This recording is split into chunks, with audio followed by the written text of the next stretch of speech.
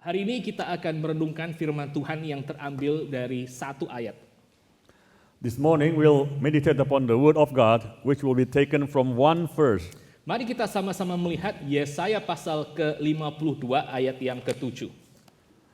Let's take a look together, one verse from Isaiah 52, verse 7. Kalau sudah dapat, saya akan membaca satu ayat ini untuk kita semuanya.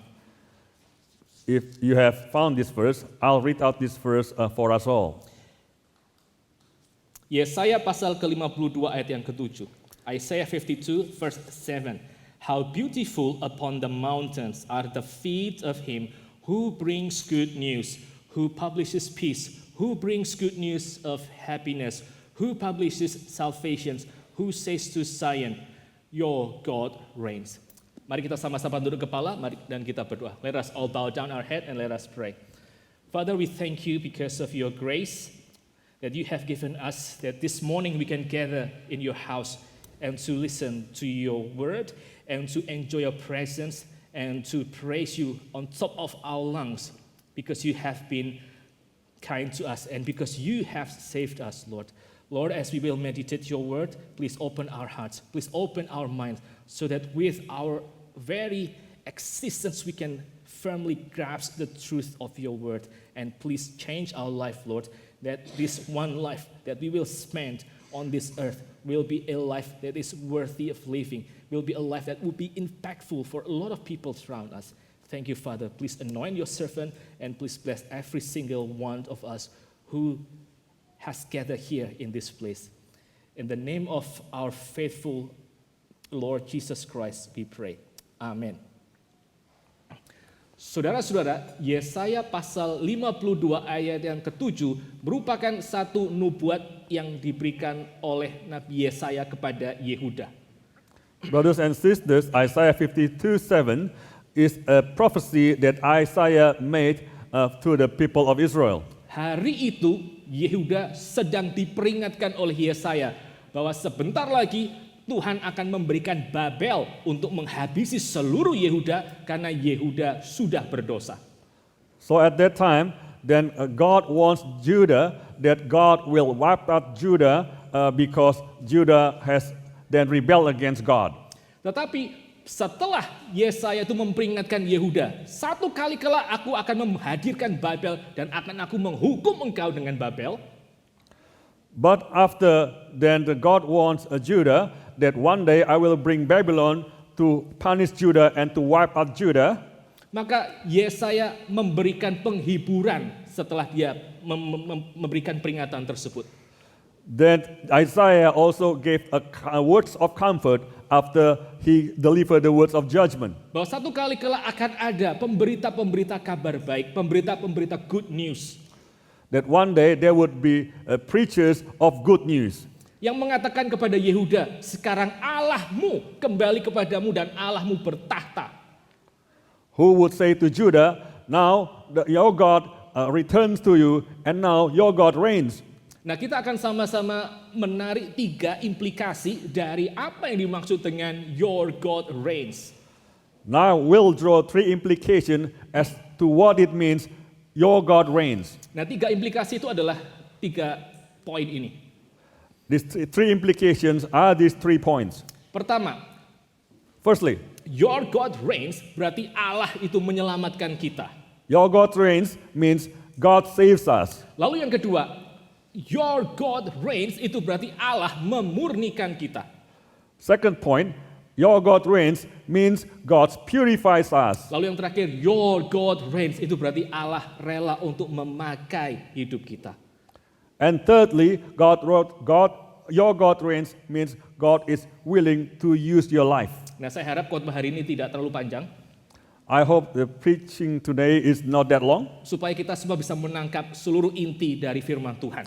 so that we can all then grasp the core of the Word of God. Nah, kita akan lihat poin yang pertama We'll dari take- implikasi your God reigns. Now we'll take a look at the first point of what the implication of the words your God reigns. Yaitu Allah menyelamatkan kita. God saves us. That is, God saves us. Sekali lagi Bapak, Ibu, dan Saudara sekalian, pada waktu Allah itu bertahta, So once again, brothers and sisters, when God reigns, Maka berarti Allah akan kembali kepada umatnya dan akan menyelamatkan mereka dari Babel. that means that God will return to his people and save his people from Babel. Dan alasan kenapa Allah itu kembali kepada umatnya dan menyelamatkan mereka itu bukan karena umatnya akhirnya lebih lama, lebih saleh dari sebelumnya. And the reason why God returns to his people and save his people is not because his people is growing to become more increasingly holy, Tetapi karena ini merupakan janji Tuhan sendiri. Satu kali kelak aku akan kembali dan aku akan menyelamatkan engkau dari Babelonia. but rather this is the promise of God himself that one day he'll return and save them from Babel. Umat Allah itu tidak layak diselamatkan karena mereka selalu memberontak. Because God's people is not worthy to be saved because they always rebel. Satu-satunya alasan kenapa akhirnya umat Allah itu diselamatkan adalah karena Allah sendiri yang berbelas kasihan dan Allah sendiri yang menjadi gracious kepada mereka. The only reason why God's people are saved is because God himself has been merciful to them and God himself has been gracious to them. Dan sejak nubuat daripada Yesaya, seluruh Yehuda itu mau memandang kepada hari itu. And since the prophecy of Isaiah, all of Judah are looking forward to that day. Untuk hari di mana akhirnya Babilonia itu dihukum dan akhirnya umat Tuhan itu diselamatkan dan diambil kembali menjadi umat Allah. The day where Babylon will be punished and then God's people will then be returned to God, will be embraced by God to return to them, to him. Nah saudara, pada waktu akhirnya ratusan tahun kemudian Babilonia dikalahkan oleh Persia, So hundreds of years later when Babylon was defeated by Persia, maka janji Yesaya itu akhirnya terwujud. this prophecy of Isaiah was finally realized. Tapi satu hal yang kita harus tahu, bahwa yang namanya God saves us itu bukan mencapai puncak pemenuhannya di dalam era Persia. But we all must understand that the term God saves us did not reach its peak in the time of Persia. Karena pada waktu kita melihat ayat itu, betapa indahnya kaki-kaki yang membawa yang namanya kabar baik itu kemana-mana. Because when we look at this verse about how beautiful upon the mountains are the feet of him who brings good news, Maka ayat itu juga dikutip oleh Paulus di surat Roma. this verse was also quoted by Paul in the book of Romans. Dan pada waktu kita melihat perjanjian baru, pada waktu kita melihat surat Roma, maka kita baru tahu pemenuhan fulfillment yang sesungguhnya dari apa itu your God reigns. So when we look at the New Testament at the book of Romans, then we know what it means of the fulfillment of these words, your God reigns. Karena pada waktu kita melihat perjanjian baru, kita baru menyadari Because when we look at the New Testament, we realize then bahwa yang namanya musuh Allah itu bukan Babilonia. God's enemies are not the Musuh Babylonians. Allah itu bukan hanya bangsa-bangsa pagan. God's enemies were not just pagan nations. Tapi pada waktu kita melihat perjanjian baru, kita baru akhirnya melihat bahwa yang sebetulnya disebut musuh Allah itu tidak lain adalah umat Allah yang berdosa. Yang mereka tidak mungkin bisa punya persekutuan dengan Allah itu sendiri karena dosa-dosa mereka. But when we take a look at the New Testament, then we know that the God's enemies is just actually God's people who cannot be saved, who will need to be destroyed by God. Itu merupakan plot twist pertama dari yang namanya Allah menyelamatkan kita. That is the first thing that what it means of God saves us. Bahwa kita ternyata musuh Allah. That we are indeed God's enemies. Dan pada waktu kita mempelajari perjanjian baru, And when we learn the New Testament, kita melihat bahwa cara Allah menyelamatkan umatnya itu berbeda dengan cara Allah menyelamatkan umatnya di dalam perjanjian lama. we realize that the way God saves his people in the New Testament is different from the way God saved his people in the Old Testament. Di dalam Old Testament, cara Tuhan menyelamatkan umatnya dari Babel adalah dia utus satu lagi bangsa pagan, yaitu Persia. The way God saved his people in the Old Testament is that God sent another nation, which is the Persians. Tapi di dalam perjanjian baru setelah kita tahu bahwa kita adalah musuh Allah, But in the New Testament, after we know that we are God's enemies, maka cara Allah menyelamatkan bukan dia suruh orang lain, bukan dia pakai bangsa lain. the way God saves us is not by calling other nations, other people, Tapi dia mengutus anaknya sendiri untuk mati bagi kita di atas kayu salib. but he sent his own son to die for us on the cross. Pada waktu kita melihat Yesus Kristus itu mati tersalib dengan mahkota duri itu. When we saw Jesus Christ died on the cross with the crown of thorns on his head. Nah, itu merupakan penggenapan dari apa itu? Yang disebut sebagai your God reigns. He reigns for you on the cross. So that is what it means, the fulfillment of your God reigns. He reigns for you on the cross. Allah yang menyelamatkan umatnya, dia hadir untuk menebus semua dosa umatnya, semua pelanggaran-pelanggaran umatnya di atas kayu salib. God who saved his people, then he was present with his people on the cross to pay for all the sins of his people on the cross. Dan ini merupakan satu hal yang membedakan seluruh narasi Kristen dengan seluruh narasi dari semua agama-agama dan semua filsafat yang ada di dalam dunia. This is what makes the difference between the philosophies of the Christians and the philosophies of all other religions in the world. Karena semua agama berusaha untuk membuat orang itu semakin lama semakin ascend ke atas, semakin lama semakin naik ke atas. Because all religions are trying to make people to ascend to God. Tapi di dalam kekristenan kita melihat bahwa satu-satunya narasi yang mengatakan sekarang adalah Allah yang turun ke bawah dan menyelamatkan engkau sampai habis, sampai total. Itu adalah iman Kristen. However, in Christianity, the only narration that says that God then came down from heaven to earth to save his people on this earth. Nah, saya tidak mengatakan di dalam semua agama yang lain mereka tidak punya konsep anugerah.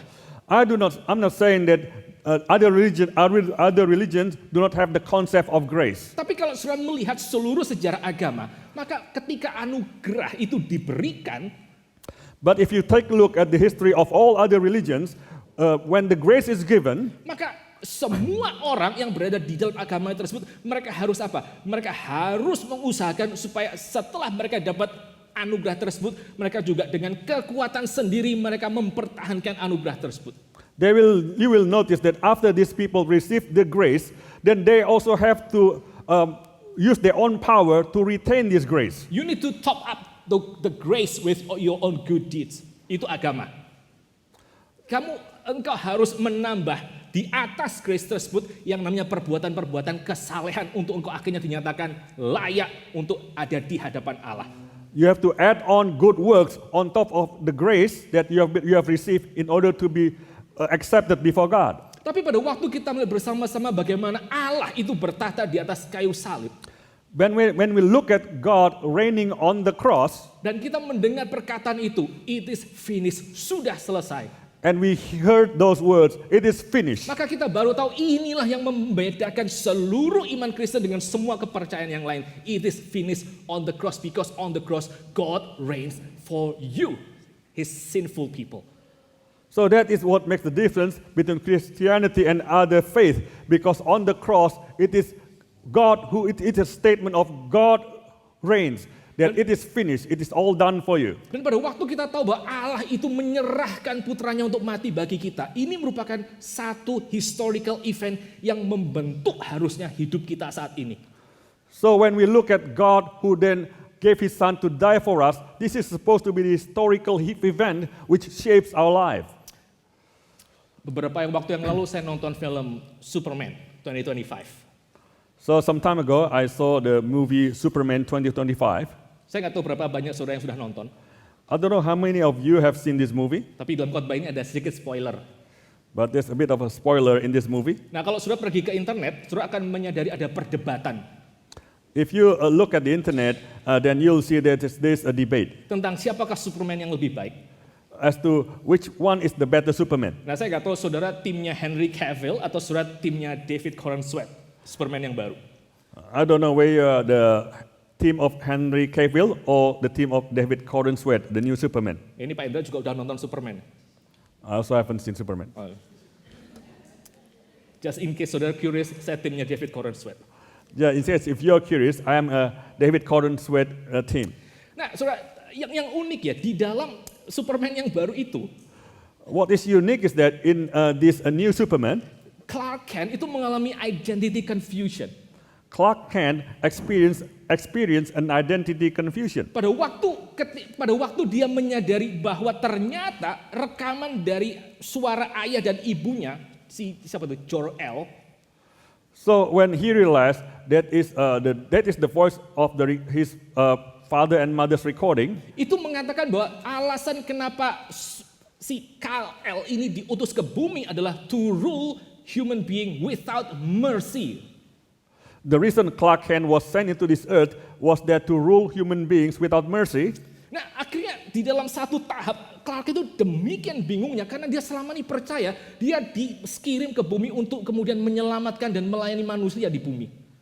So there was a stage where it was so confusing to him because he first initially thought that he was sent to earth to save people and to love people. Lalu akhirnya di dalam kebingungannya dia akhirnya sempat bicara dengan ayahnya yang ada di bumi itu, si Jonathan Kent. So in his confusion, he once spoke to his father on this earth, Jonathan Kent. Nah, seperti yang saudara lihat di screen itu adalah kalimat yang dikatakan oleh Jonathan Kent kepada Clark yang sedang kebingungan. So as you see on the screen, these are the words that Jonathan Kent spoke to Clark, who was confused. Dan dia mengatakan kalimat yang sudah bisa lihat di layar. You could see these words on the screen. Your choices, Clark, your actions, that's what makes you who you are. Pilihanmu, Clark, perbuatanmu, itulah yang membuat kamu siapakah dirimu. Saudara, ini merupakan satu filosofi yang akan saudara dengar di dalam our contemporary and secular culture. This is the statement that you will hear in this contemporary culture. Engkau siapa? Engkau harus membuat, you have to create your own self. You have to create your own meaning. Who are you? You have to create your own self. You have to create your own meaning. You cannot trust even your parents. Engkau tidak dapat bahkan percaya kepada orang tuamu. You can't even trust your parents. Tetapi yang anehnya saudara, di akhir film Superman 2025 ini, but what's strange was that at the end of this movie, Superman, ada satu adegan pendek di mana akhirnya Superman dia berbaring. There was a short clip where this Superman was lying.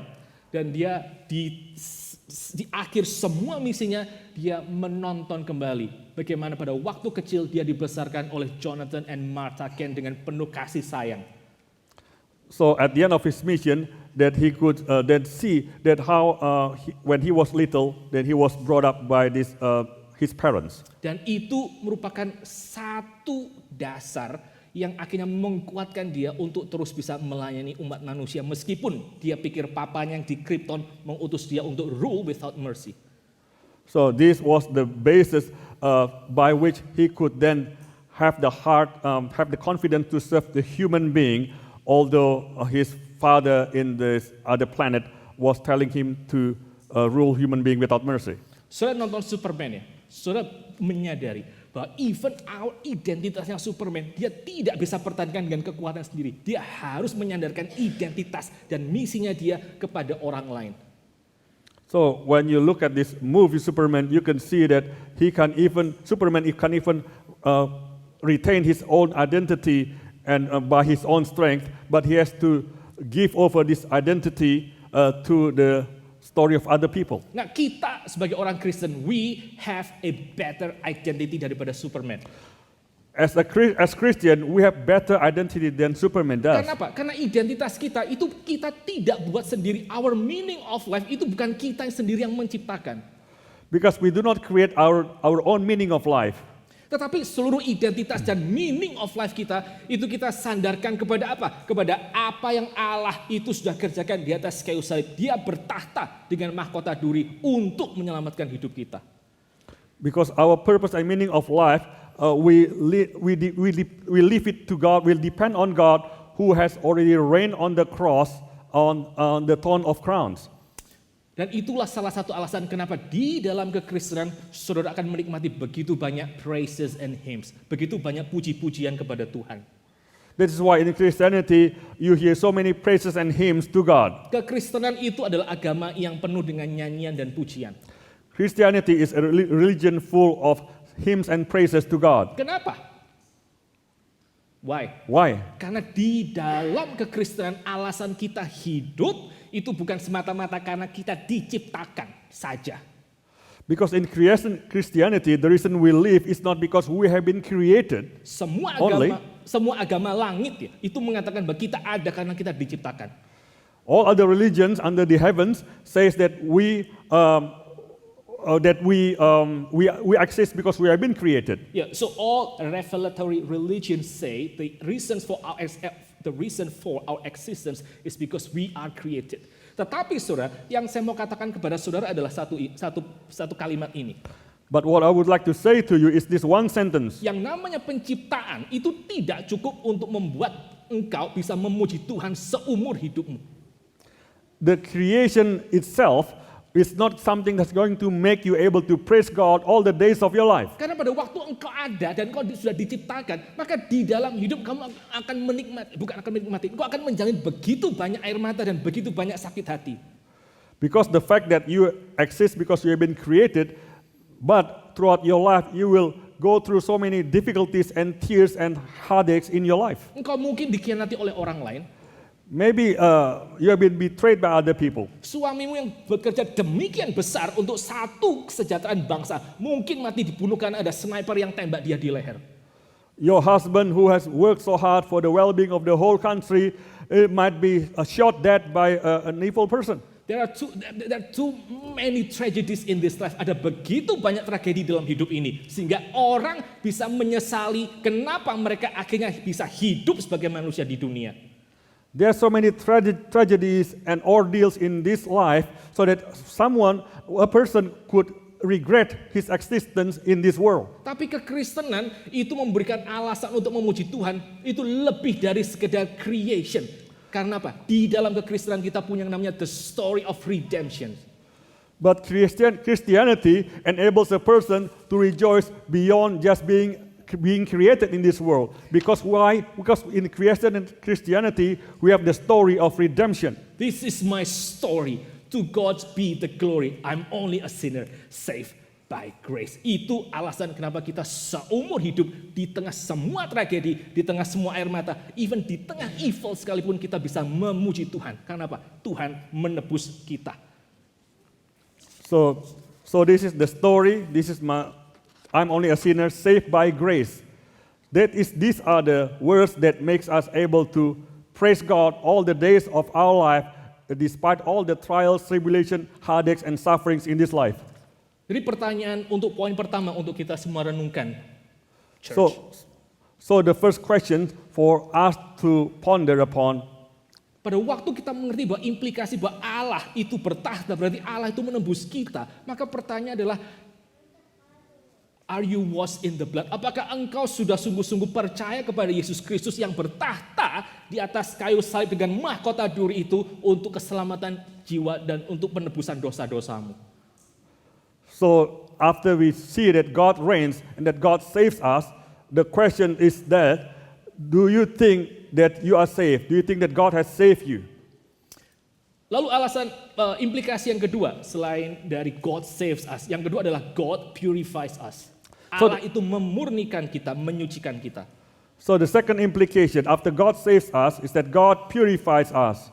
Saudara, waktu Yehuda itu akhirnya ditebus kembali oleh Allah, maka Allah itu memurnikan mereka dengan mengirim lebih banyak nabi-nabi.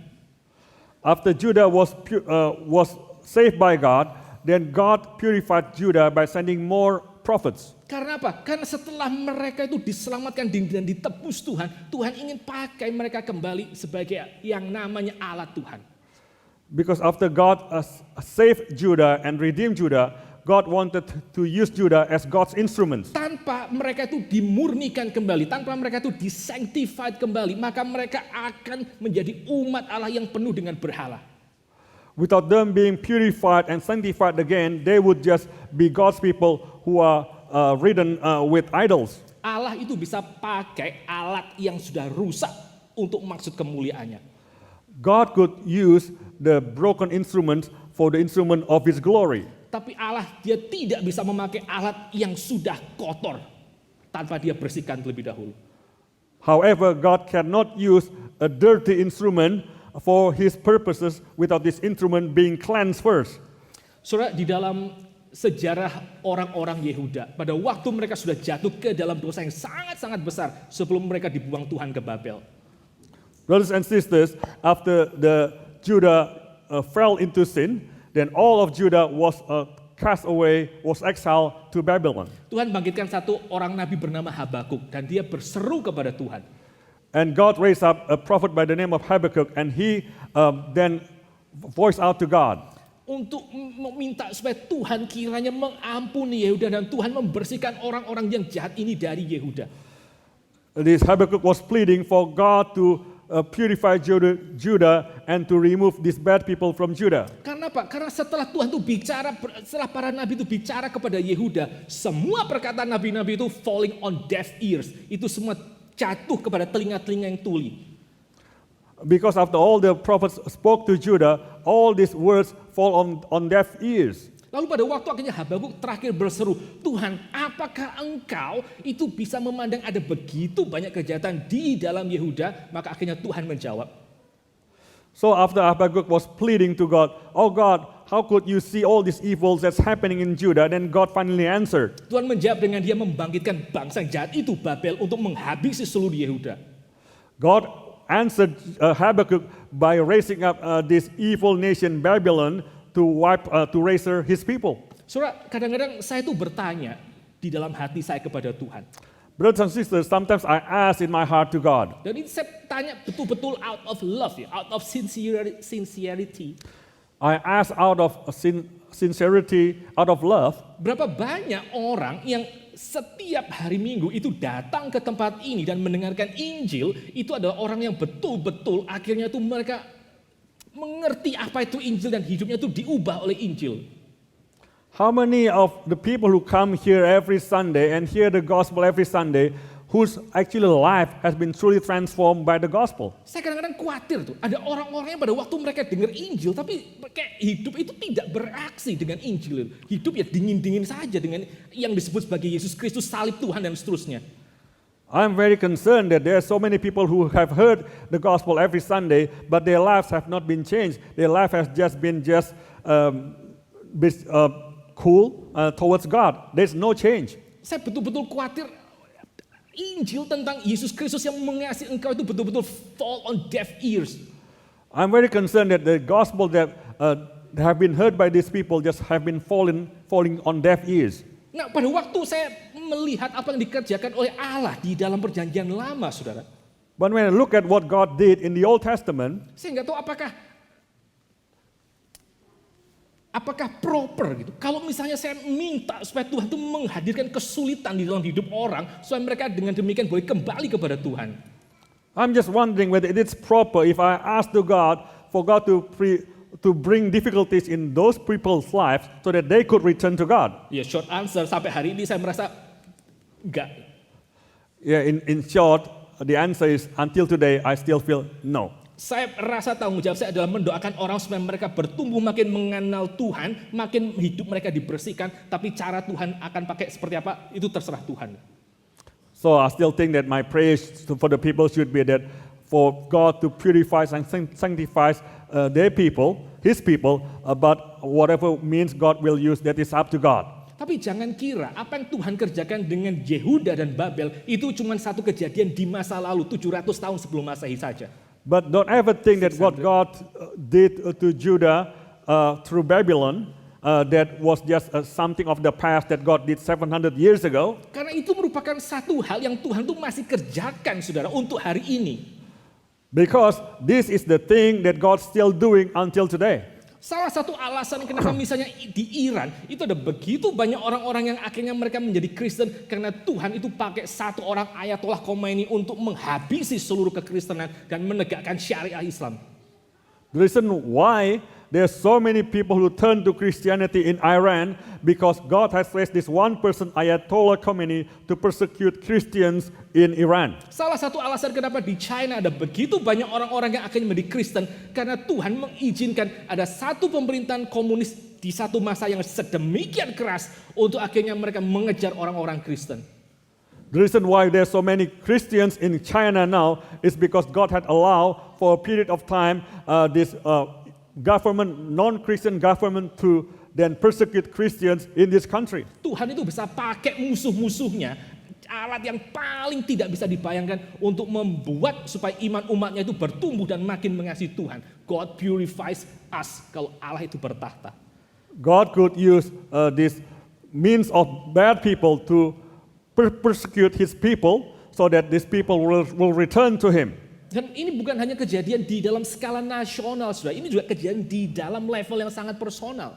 So this is not happening in just national level, but this also happening in the personal level. Saudara, waktu saya masih remaja ya, saya adalah satu orang remaja yang sangat-sangat apatis pergi ke gereja.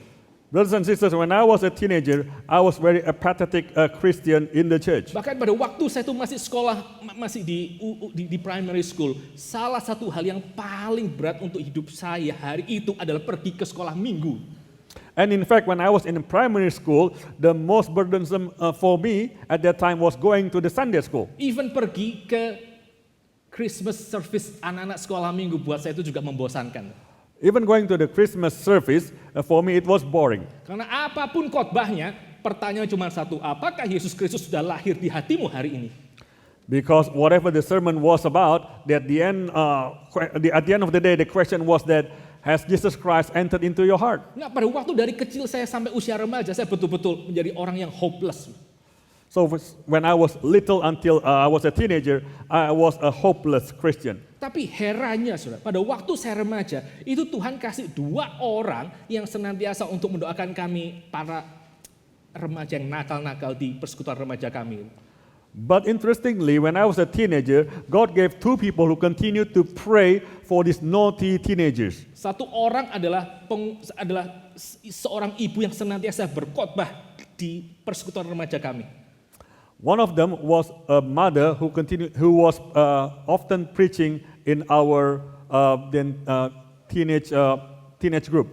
Lalu satu orang lagi adalah satu orang missionary dari Australia yang hari itu juga ada bersama-sama dengan kami. And the other person was a missionary from Australia who was present with us at that time. 2 orang ini senantiasa mendoakan satu list yang isinya adalah remaja-remaja yang hopeless.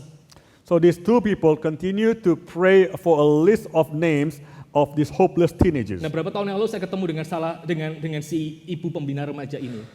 So a few years ago, I met with one of this lady. Terus dia mengatakan kepada saya, tante kasih tahu kamu ya.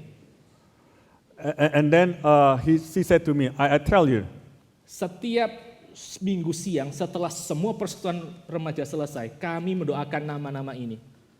So after the youth fellowship, after the Sunday service, every afternoon, then we would pray for these names. Terus dia sebutkan, kami doakan 1, 2, 3, 4, yang kelima kamu.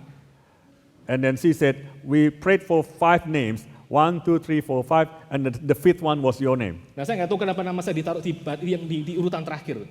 And I didn't know why my name was placed at the end. Ini yang mungkin paling mendingan, atau yang paling hopeless, jadi terakhir aja didoain. It could be that this last name was a bit better than the rest, or probably the most hopeless one. Ya, end of story, saya jadi hamba Tuhan. Well, cut the story short, I became a pastor. Tapi dari doa tersebut, saya mau kasih tahu kepada saudara, cara Tuhan panggil saya pelan-pelan pulang, itu adalah dia memberikan a lot of troubles, a lot of doubts, a lot of confusion. So from this prayer, a lesson is that God, through this prayer, God gave so much difficulties and problems in my life. Saya pernah satu kali ada dalam satu periode, saudara, yang dimana akhirnya saya berpikir, I think taking my own life is the only solution for all my problems. I came to the point in my life where I thought that taking my own life was the only solution to my problems. Tapi itu merupakan semua cara Tuhan untuk membuat dan memurnikan orang yang dia itu akan pakai. But these are the ways that God did in order to transform and to purify the people that God wants to use. Kalau Allah itu bertahta, maka dia akan menyelamatkan engkau. Kalau Allah itu bertahta, dia akan memurnikan hidupmu supaya engkau boleh dipakai. If God reigns in your life, that God will save you and God will purify you so that He can use you. Saya kasih satu lagi ilustrasi. I'll give you another illustration. Saudara tahu yang namanya Gollum? You know Gollum? Lord of the Rings. Itu film lama sekali. Lord of the Rings, an old movie. Gollum, saudara, kalau saudara tahu pernah nonton film Lord of the Rings, Gollum itu tadinya bukan Gollum. If you have seen this movie, Lord of the Rings, then Gollum was not Gollum before. Dia adalah seorang hobbit yang bernama Smeagol, He was a hobbiton by the name of Smeagol, yang di dalam akhirnya hidupnya dia mendapatkan satu kesempatan untuk memiliki cincinnya dari Sauron itu. One ring to rule them all. where once he had the opportunity to possess this one ring from Sauron, that's one ring that could rule all. Dan cincin itu kenapa sih dia inginkan? So why did he desire this ring? Karena cincin itu bisa memberikan kepada dia power untuk menjadi invisible dan melakukan apapun yang dia miliki, yang dia inginkan. Because this ring could give him the power that makes him invisible and could make him able to do anything he wanted to do. Dan dia demikian terobsesi dengan memiliki cincin itu, And he was so obsessed of possessing this ring. sehingga semakin lama dia semakin menarik diri daripada society. So the further he goes, then the further he drew away himself from the society. Dan semakin dia pakai kekuatan daripada cincin itu, semakin dia terobsesi dengan cincin itu, maka dia menjadi orang yang semakin lama semakin corrupt secara personality. The more he uses this ring, the more he is more obsessed by this ring, the more he becomes someone who is corrupt by this ring. Demikian corruptnya sampai dia mengalami split personality. He became so corrupt so that he became he experienced a split personality. Karena apa? Why? Karena hidupnya itu demikian terobsesi untuk memiliki cincin itu. Because his life was so obsessed by possessing this ring. My precious. Cincin itu sudah, my precious itu yang menguasai seluruh hidupnya. My precious, that ring, this is what then engulfs his life. Dan terakhir di dalam seluruh kisah hidup Gollum, dia sendiri mati sambil menggenggam my precious tersebut. So at the end of his life, this person's Gollum's life, that he died while still clinging to this ring, say my precious. Berapa banyak orang Kristen yang pada waktu engkau hidup, engkau punya hal lain di luar Tuhan yang engkau sebut sebagai my precious. So how many Christians who in this life that are clinging to these other things that they claim to be, this is my Dan precious. semakin lama engkau mengejar my precious, semakin habis hidupmu. So the more you pursue my precious, the worse and the more destroyed your life becomes. Pada waktu Allah itu memurnikan umatnya, pada waktu Allah itu memurnikan gerejanya, ini yang akan terjadi kepada gerejanya. When God wants to purify his church, when God wants to sanctify his church, this is what happens. Mereka akan berhenti untuk mengatakan kepada semua hal, my precious, dan mereka akan mulai menengadah kepada salib juru selamatnya dan mengatakan, this is my true precious. They will look at their other precious, and they will remove all their precious, and they will look at the cross and say to God, the cross is my precious. Pada waktu Allah bertata, maka dia akan menyelamatkan kita. Pada waktu Allah bertata, dia akan memurnikan kita. When God reigns, God will save us. When God reigns, God will purify us. Lalu poin yang terakhir, pada waktu Allah bertahta, dia akan memakai kita. God uses us. And then the last point, when God reigns, God will use us. Saudara, di dalam perjanjian lama itu ada satu kisah bagaimana Allah akan memakai Gideon untuk selamatkan seluruh Israel dari orang-orang yang ada di Kanaan. So in the Bible, there was a story where God will use Gideon to save all the peoples from the Canaanites. Pertama, Gideon itu mengumpulkan orang sebanyak 32.000. Firstly, Gideon collected people as many as 32,000. 32,000 soldiers sudah dikumpulkan Gideon untuk melawan orang-orang Midian.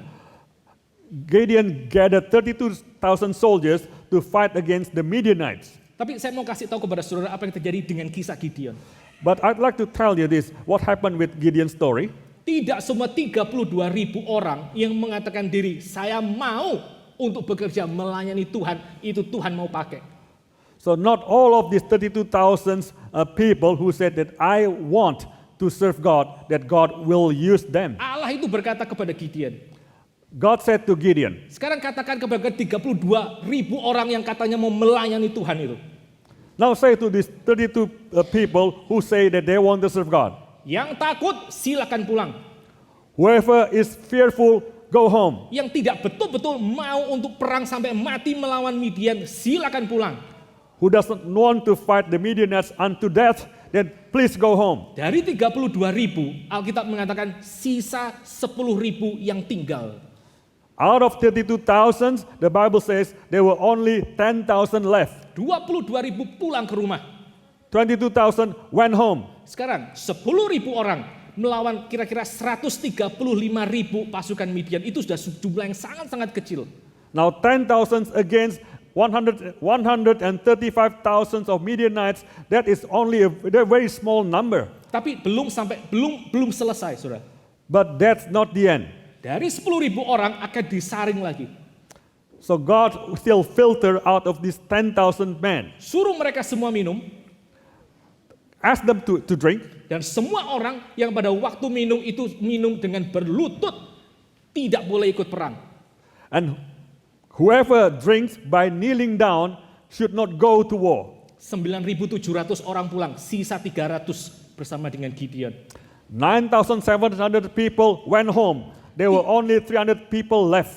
Tidak semua orang yang mau melayani Tuhan, itu Tuhan mau pakai.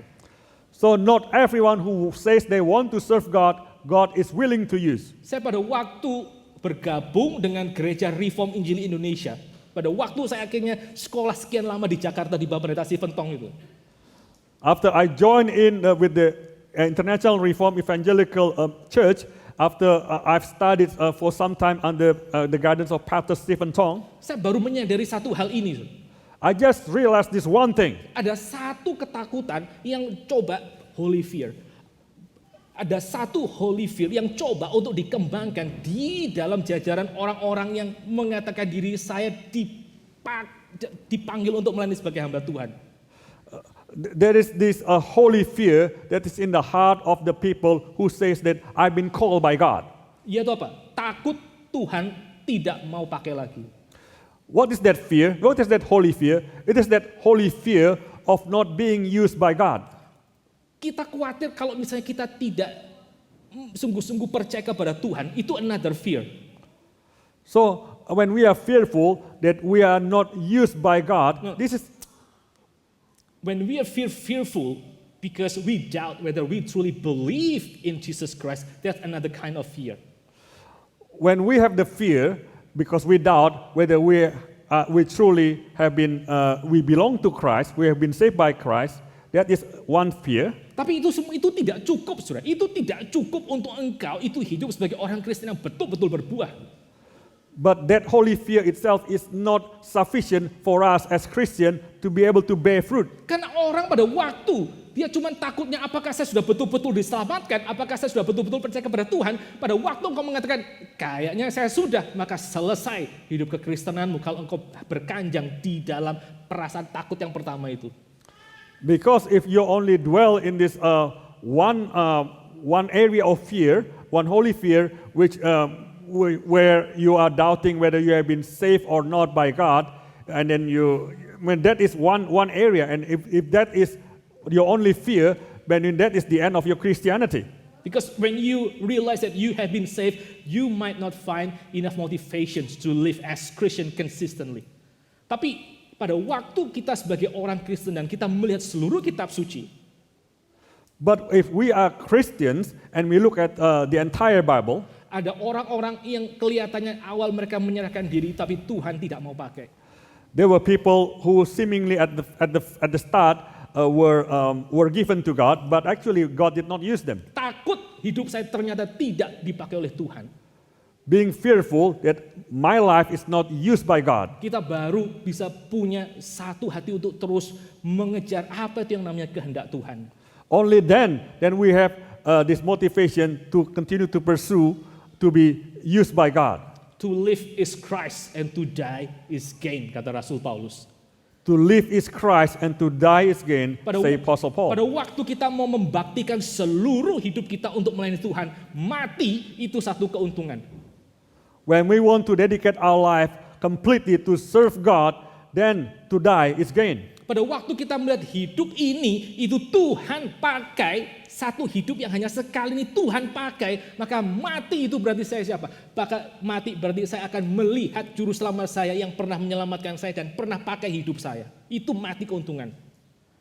So when we dedicate our life completely to be used by God, then to die is gain, because to die is that we are able to see the God, our Savior, who has been merciful and who has saved us.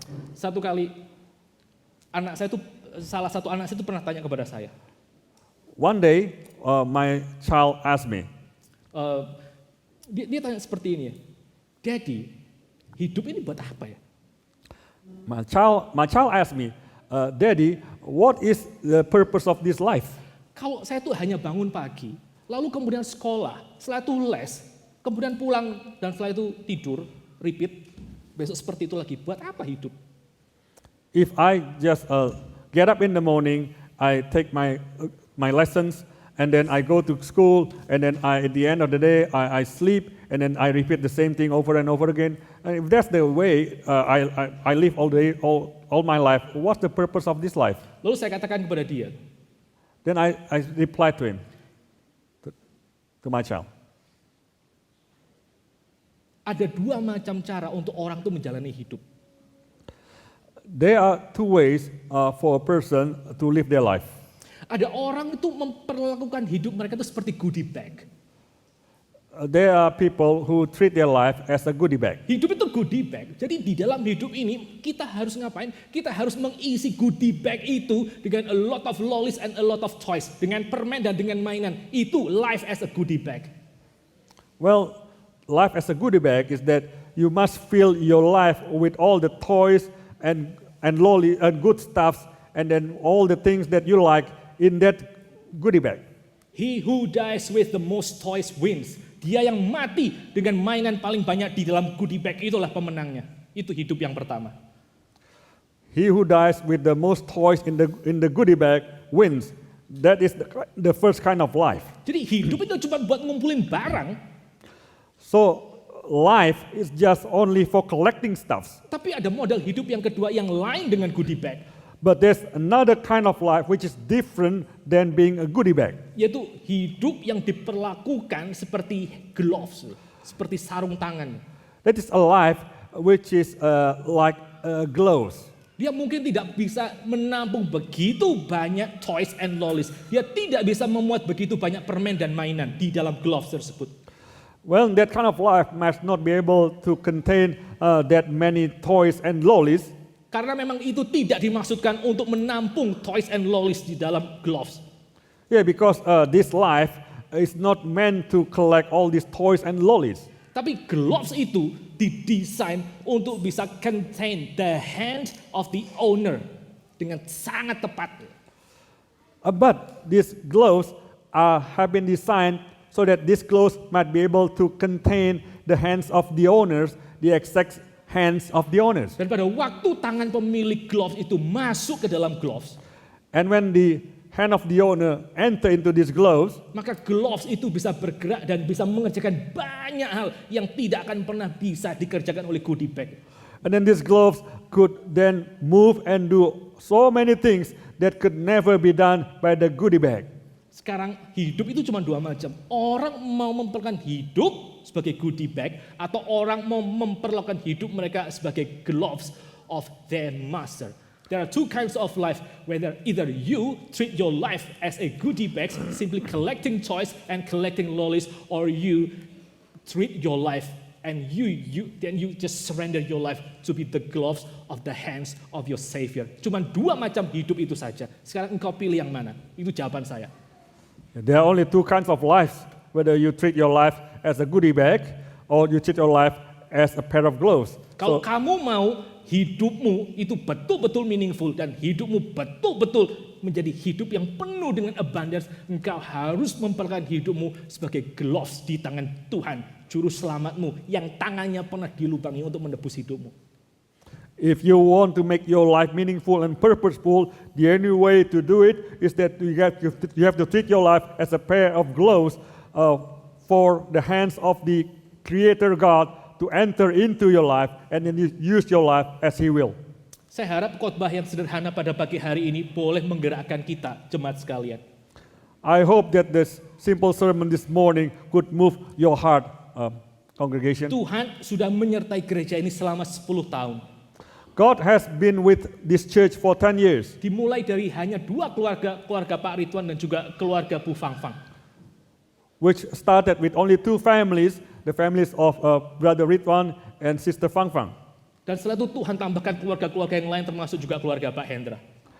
And then God had added more families, including my family. Selama 7 tahun pertama tidak ada hamba Tuhan on site.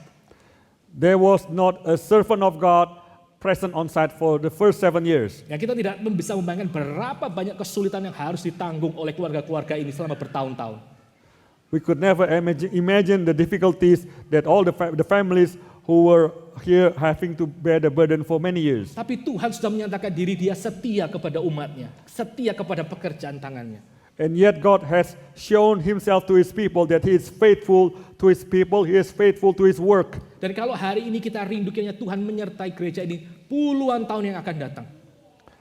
And today, if God will be with us for the many 10 of years to come, Bila kiranya kita sama-sama minta kiranya Allah itu boleh bertahta di dalam gereja ini. let us all ask that God would reign in this church. Mari kita sama-sama berdoa kiranya Allah itu mau menyelamatkan satu persatu dari kita dengan Injil yang murni. Let us ask that God would save each one of us with the pure gospel. Mari kita sama-sama berdoa kiranya Allah itu memurnikan hati kita senantiasa. Sehingga setiap hari kita boleh mengatakan kepada juru selamat kita yang tergantung di atas kayu salib dan bangkit itu, You are my true precious. Let us ask God to purify our lives so that each and every day we could say to our God who is hung on the cross that you are my precious. Dan mari kita sama-sama menyerahkan hidup kita kepada Tuhan. Tuhan, pakailah hidup saya.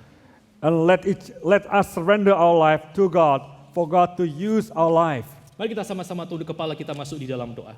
Let us bow our heads and enter into prayer. Father, we thank you for this beautiful morning, Lord, where we can meditate and ponder upon your word. Thank you, Lord, because we are reminded, we are rebuked, we are strengthened by your word, Lord. Lord, just as you have been faithful to us for the past 10 years, please lead the way, Lord. Shepherd us. Forgive all our sins and mistakes, Lord, and give us more opportunity to be used by you to extend your kingdom. Thank you, Father, for all your faithfulness. Thank you for your all mercy and grace and forgiveness. And thank you for all the ministries that you have entrusted to our weak and small hands, Lord. Thank you, Father. In the name of our Lord and Savior, Jesus Christ, we pray. Amen.